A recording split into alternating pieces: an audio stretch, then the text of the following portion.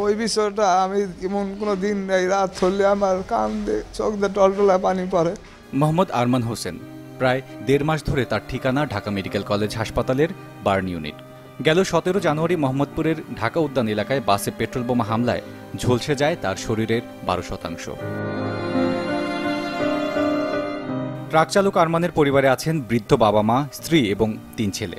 হাসপাতালের বিছানায় শুয়ে তার দিন কাটে শুধুই ভবিষ্যতের শঙ্কা নিয়ে। সাথে আছে শারীরিক যন্ত্রণা আর তার নবজাতক শিশুটিকে এখনো পর্যন্ত দেখতে না পাওয়ার আক্ষেপ। ছবিটা দেখছি, আমার ছেলে ছবিটা, আমার শাশুড়ি ছবিটাই আমার দেখাইছে, এই যে তোমার ছেলে।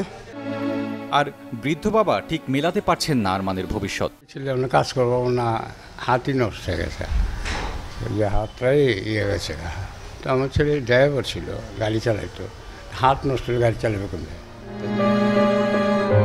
ইডেন কলেজের ইসলামিক স্টাডিজ বিভাগের প্রথম বর্ষের ছাত্রী সাথী আক্তার গেল 18 জানুয়ারি কলেজ শেষে ঘরে ফিরছিলেন, কিন্তু সংসদ ভবনের সামনে বাসে পেট্রোল বোমা তার পথ পরিবর্তন করে নিয়ে এলো বার্ন ইউনিটে। 2 মাস হয়ে গেছে, এখনো আমি তো হাঁটতে পারতেছি না। আর কলেজে যাওয়ার তো আমার মাসে পরীক্ষার ডেট দেওয়া ছিল, আমার ফাইনাল পরীক্ষা। গেল 2 মাসের রাজনৈতিক সহিংসতায় সাথী আর আরমানের মতো আরও 50 জন চিকিৎসা নিচ্ছেন ঢাকা মেডিকেলের বার্ন ইউনিটে। সহিংসতার শিকার 14 জন পাড়ি দিয়েছেন না ফেরার দেশে, 98 জন সুস্থ হয়ে হাসপাতাল ছেড়েছেন। নাশকতার আগুন, যাতে জ্বলছে গাড়ি, পুড়ছে মানুষ, ছাই হয়েছে কত না রঙিন স্বপ্ন।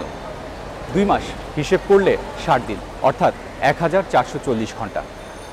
সময়ের এই হিসেবটা যত সহজে কষে ফেলা যায় তার চেয়ে অনেক বেশি কঠিন পোড়া সে মানুষগুলোর বীভৎস অভিজ্ঞতা। 2 মাস তো গেল, নাশকতার আগুনে পোড়া মানুষগুলোর আর্তচিৎকার, নাশকতার পেছনে যারা আছেন তাদের কান পর্যন্ত কবে পৌঁছবে সে প্রশ্নটা রয়ে গেছে এখনো। সামদানি হক নাজুম, চ্যানেল 24, ঢাকা।